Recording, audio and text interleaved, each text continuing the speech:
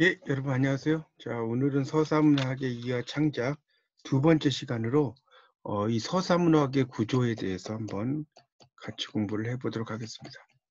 서사문학의 구조입니다. 자, 여러분 페이지로 16페이지를 한번 펴시고 보십시오. 거기 보면 이제 이야기하기와 서사문학의 가에 이야기하기가 성립하기 위한 조건이 있죠. 거기 그 마지막 그 첫 번째 단락의 밑에서 두 번째 줄에 보면 이런 말 있죠. 이야기가 성립을 하려면 여기가 성립을 하려면 여러 가지 이제 조건이 있다고 나올 거예요. 자, 거기에 첫째, 둘째, 셋째에다 동그라미 치세요. 첫째, 둘째, 셋째 동그라미. 자, 그리고 첫째에다가는 두 번째 줄에 발신자와 수신자 사이의 소통 과정. 여기다 밑줄 치세요. 그 다음에 둘째는 이야기 자체에다 밑줄 치시고요. 세 번째는 사건에다 밑줄 치세요. 이게 중요한 이야기죠. 그러니까 이야기가 성립을 하려면 먼저 발신자와 수신자, 그러니까 그 이야기를 발신자는 일종의 작가라고 볼 수 있죠. 메시지를 전하는 사람이니까. 이 수신자는 독자죠, 독자. 받는 사람이니까. 이런 그 사이에 소통이 있어야 된다는 거예요. 커뮤니케이션. 둘째는 이야기가 필요하다. 그렇죠. 어떠한 스토리를 가지고 이야기가 있는지가 중요하겠죠. 그다음 셋째는 사건을 가지고 있어야 된다는 거죠. 그렇죠. 사건이 없으면 이야기가 진행이 되지 않겠죠. 그걸 좀 여러분이 잘 알아두시면 좋겠고요. 그 다음에 이제 17쪽에 보면 이야기하기의 기호 변환이라고 나왔죠. 이야기하기의 기호 변환. 자, 이거는 18페이지를 넘겨보세요. 18페이지에 그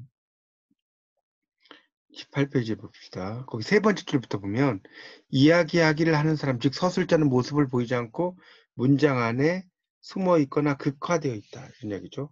그러니까 그 밑에 6번 각주에 보면 소설을 포함한 허구적 서사물은 이야기와 이야기꾼을 내포하고 있다는 생각은 일반화됐다. 그렇죠? 스토리텔러라고 전에 말씀드렸죠. 이게 이제 그 속에 내포가 되어 있다는 겁니다. 그렇게 이제 볼 수가 있을 것 같고요. 그 다음 단락으로 가보면 글쓰기가 취한 가장 대표적인 교묘함은 자 여기다가도 밑줄 좀 치세요.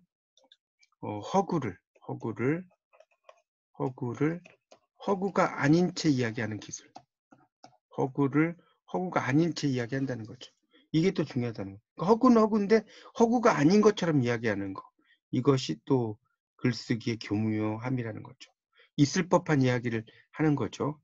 자, 19쪽에 보면 허구적 서사문학과 비허구적 서사문학에서 세 편의 글이 있어요. 하나는 이용하기 낡은 집이라는 시가 있고요.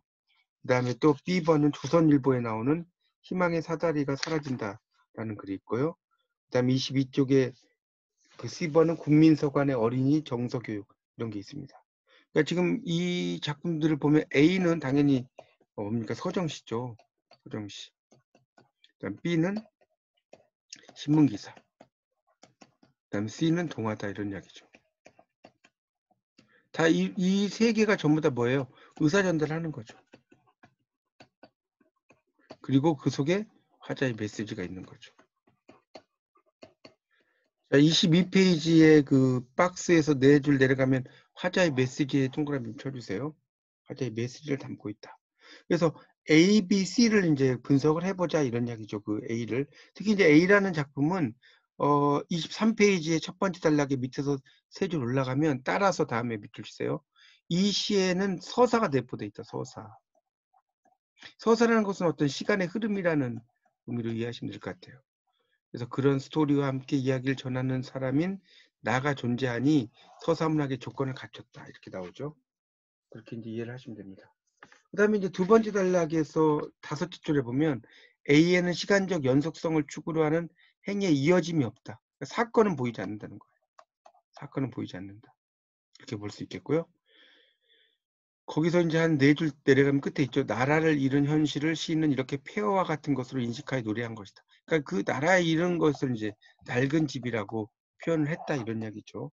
그렇게 볼 수가 있습니다. 그런 내용이죠. 그러니까 약간 서사적인 흐름이 있기는 하지만 이건 하나의 그 서정 문학이라는 거죠. 서사 문학이라고 하기는 힘들다 이런 얘기고요. 자, 24페이지의 두 번째 단락을 보세요. 자, 24페이지 두 번째 단락을 보면 B에서 이야기를 전달하는 서술자는 기자 자신이다. 자, B는 첫째 줄 나오죠? 기자 자신이에요. 기자가 이제 쭉 이야기를 한 거죠.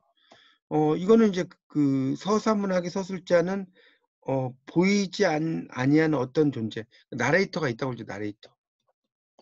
이 글에서는 실존한 인물이죠. 기자가 이제 실존 인물이니까 이야기를 전하고 있다. 그러니까 당연히 이건 정확하게 써야 되겠죠. 사실을 전달하는 것이 중요하다. 뭐 이런 이야기를 쭉 써놨습니다. 그래서 기사에서는 이런 그 사실의 진위 여부, 참 거짓. 자, 25쪽의 첫째 줄 보세요. 이와 같은 기사문에서는 내용의 사실 진위 여부에 대해서 기자가 책임을 져야 된다. 여기서는 이제 나오죠. 기자가 책임을 진다는 거. 이게 중요하다는 거예요. 자, 두 번째 줄 밑줄 치시고 두 번째 단락의 셋째 줄을 또 밑줄 치세요. C와 같은 허구적 서사 텍스트에서는 이야기를 하는 서술자 글을 쓴 작가가 일치하지 않는다라고 나왔죠. 자, 이제 C 같은 경우는 이제 동화니까 일종의 이제 문학이죠, 문학이기 때문에 일치하지 않는다는 거죠. 그렇게 이제 볼 수가 있습니다. 그 속에 나레이터가 그리고 그 다음 단락에 보면 C에서 하자는 존대화법. 그러니까 동화에서는 주로 이제 이런 그 존대화법을 많이 쓰게 된다는 거죠. 그런 것도 쭉 이해가 됩니다. 그렇게 이제 이해를 하시면 될 것 같아요. 그런 내용들이 있습니다. 그래서 그 26페이지 넘겨보시면 26페이지 위에서 한 6째 줄부터 보면 따라서 이런 글에서는 사실 여부가 중요하지 않고 독자들의 판단과 느낌의 환기, 불러일으키는 것이 독서의 중요한 과정이 된다. 이것이 바로 여러분 교재 혹시 그 첫 번째 단락에 비허구적 텍스트, 서사 텍스트라고 써져 있으면 이 B자를 빼세요. 허구적 서사 텍스트의 특징이다. 이렇게 볼 수 있습니다. 자, 27쪽으로 가겠습니다. 허구적 서사문학에서의 국면으로 넘어가서요. 자, 여기서는 이제 가번에 보면 27쪽입니다. 이 스토리가 있고, 그 다음에 서술자가 있고, 그 다음에 매체가 있다. 이런 이야기를 써놨죠. 이 세 가지가 이제 중요하다는 내용입니다. 거기 그 세 번째 단락을 보면 지금까지 거기 세 줄 밑줄 치세요. 서사문학은 스토리를, 서술자가 서술하는 과정이 글과 같은 매체, 로 옮겨진 것을 알아봤다. 그렇죠? 스토리를 이제 서술해서 매체에다가 옮겨지는 거죠. 그러니까 스토리라는 것은 재료라는 거죠. 원재료. 머티리얼. 이 재료라는 게 머티리얼이죠. 영어로. 그걸 이야기하는 겁니다. 그 다음에 이제 그 28쪽으로 넘어가 보시면 28쪽의 스토리와 플롯에 대해서 이제 좀 이야기가 되죠. 두 번째 단락에 한 10째 줄 정도 내려오면 28쪽에 스토리라고 하는 것과 이 플롯이 있는데 이 플롯은 인과관계를 주로 중심을 두는 것이고 그냥 스토리는 그냥 이야기의 어떤 순서랄까요? 이런 거에 중심을 두죠. 그러니까 뭐 왕이 죽었다. 그리고 왕비가 죽었다. 그리고 왕비가 죽었다. 이러면 스토리지만 왕이 죽었다? 그 슬픔으로 인해서 왕비가 죽었다. 이러면 이거는 인과관계라는 거죠. 그렇게 이해하시면 될 것 같습니다. 그래서 이제 스토리와 플롯의 그 차이점을 좀 알아두시면 좋을 것 같습니다.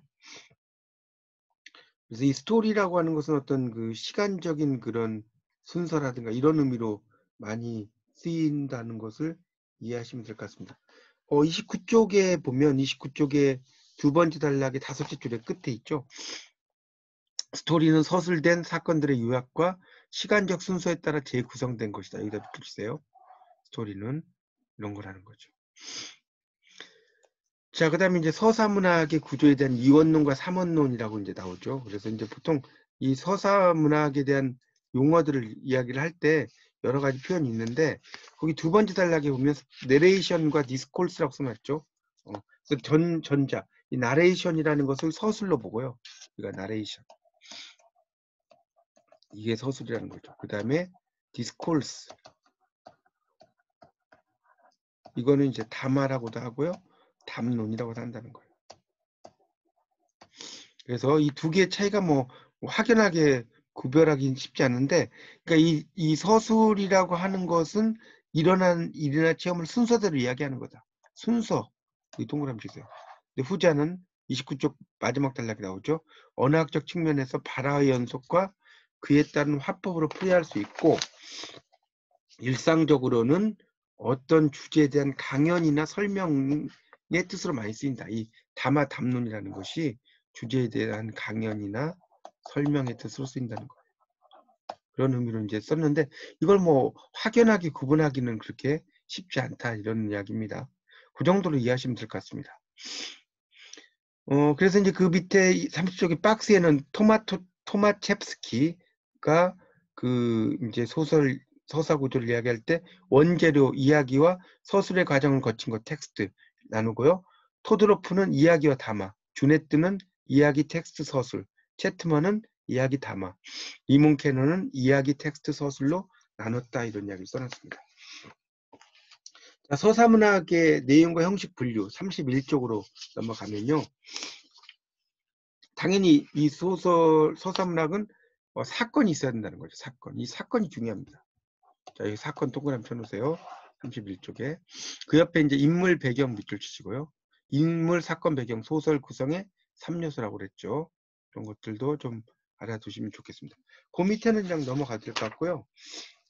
자, 32페이지로 넘기면 텍스트, 서사문학, 그다음 이런 것들에 대한 설명이 나왔는데 이 텍스트라는 것을 이제 크게 나눌 때 32쪽을 보세요. 도표.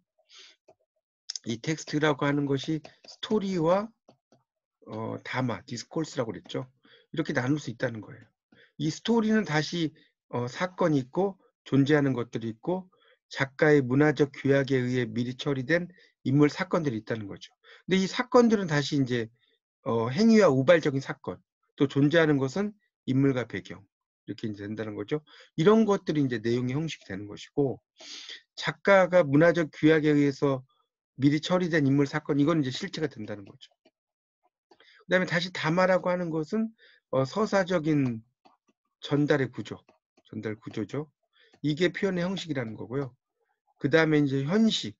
이 현시라는 것은 보여준다는 뜻이에요. 쉽게 말하면. 이게 언어. 그 다음에 영화, 발레. 그 다음에 판토마임. 이 판토마임이라는 것은 무언극이라는 뜻입니다. 판토마임은 무언극. 그 다음에 기타. 그 밖에 다른 거라는 뜻이죠. 이런 것들이 이제 뭡니까? 이런 것들이 바로 그 표현의 실체가 되는 거죠. 실체가 된다는 겁니다. 그러니까 결국은 실체 형식이라고 하는 것은 어떤 그 기본적인 틀이라고 볼 수 있을 것 같고요. 실체는 그것들이 이제 바깥으로 드러나는 거 이런 거라고 볼 수 있겠습니다.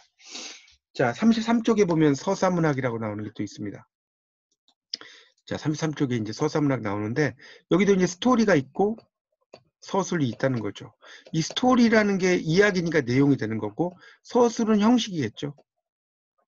나눠지고 다시 이제 스토리가 또 나오죠. 스토리를 재료로 하는 거냐, 스토리를 가공을 하는 거냐.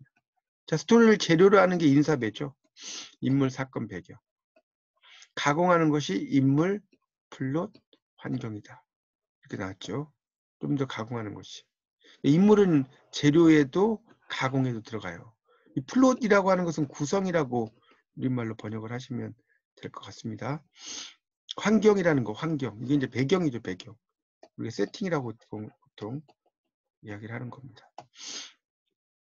자, 그 다음에 이제 서술의 형식은 서술의 내부가 있고 또 서술의 내부와 서술의 형식을 또 나눠지는데 이 내부에서는 서술자 형성이 있고 서술의 순서가 있고 또 사건에 대한 관점이 있다는 거죠. 자, 서술의 형식에서는 서술의 방식, 어떤 방식으로 서술할 거냐, 또 화법이 있죠, 화법. 나레이션이 어떻게 되는지, 뭐 또 서술자의 시각, 또 피서술자와의 거리. 피서술자는 일종의 독자라고 보셔도 됩니다. 피서술자란 말. 그리고 이제 다시 텍스트로 또 나눠지겠죠. 이 서술 형식과 텍스트로 나눠져요. 서사문학은. 그래서 이 텍스트라고 하는 것이 바로 이제 뭐냐? 완성된 결과물이다. 이렇게 볼 수 있다는 겁니다. 그래서 이런 그 서술이라는 것을 겉과 속으로 나눠서 이렇게 분석을 할 수 있다. 뭐 이런 정도로 이해하시면 될 것 같습니다. 자, 34쪽으로 이제 보면 요약 부분이 있죠. 이야기가 성립하기 위한 조건은 1, 여기 보세요. 34쪽에 이야기를 하는 사람과 이야기를 듣는 사람이 존재해야 되겠죠. 그러니까 발신자와 수신자라고 볼 수도 있는 거죠. 이게 발신자, 수신자. 소통이 이루어지는 것이고 이야기하는 사람과 이야기를 듣는 사람이 소통되죠. 그 다음에 하나 이상의 사건, 인물과 인물의 행위. 그러니까 하나보다 크거나 같다는 거죠. 이상이니까. 이 사건이라는 것은. 하나일 수도 있고 하나보다 클 수 있다는 소리예요. 그 다음에 이야기 기호의 변환, 이야기하기가 말하기에서 글쓰기로 바뀌면서 이야기를 하는 사람의 목소리를 눈으로만 볼 수 있는 기호로 변환시켰다. 그렇죠. 문자 같은 경우, 글자 같은 경우가 읽을 수 있다는 거죠. 말하지 않고도. 또 나레이터가 이제 숨어 있다는 거죠. 그 속에. 그 다음에 스토리는 서술하기 위한 원재료다. 일종 머티리얼. 서사문학이란 스토리를 거기다 밑줄 좀 치세요. 서사문학이란 스토리를 서술자가 서술하는 과정이 글과 같은 매체로 옮겨진 것이다. 그 다음에 이야기를 소통하는 과정, 즉 서술하기 서술자가 피서술자에게 이야기하는 과정 이런 것들도 중요하다는 거죠. 이게 바로 이제 중개성 주기라는 용어로 쓰입니다. 스탄젤이 말하는. 그러니까 그 서술자가 피서술자에게 이야기하는 과정, 이걸 중개성 주기다. 이 단어도 좀 알아두십시오. 그 다음에 매체로 옮겨진 것, 즉 언어나 영상, 그림으로 변환된 것을 우리가 이제 서사 텍스트라는 말로 쓰게 된다. 자, 그런 식으로 정리가 됩니다. 네, 여기까지 이제 정리를 하고요. 그래서 이제 두 번째 수업 제1장 서사문학의 이해에서 서사문학의 이해에서 두 번째가 서사문학의 구조입니다. 서사문학의 구조를 설명을 드렸습니다. 여러분 다시 한번 잘 정리하셔서 여러분의 지식으로 만드시기 바랍니다. 감사합니다.